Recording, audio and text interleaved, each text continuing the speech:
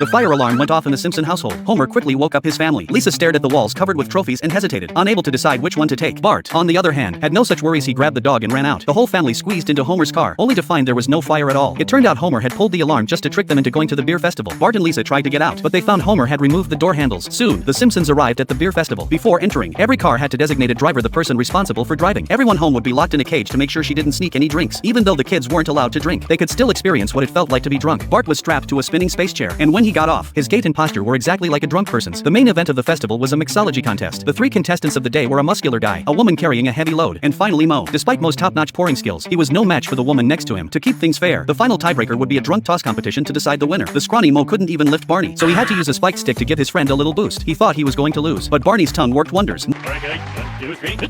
Moo! Lenny, you were supposed to be E. Moe became the ultimate winner, and his face would be printed on the next beer calendar. The photographer took a headshot of Moe. It was incredibly ugly. Knock it off, Larry. We can't put this face on our calendar.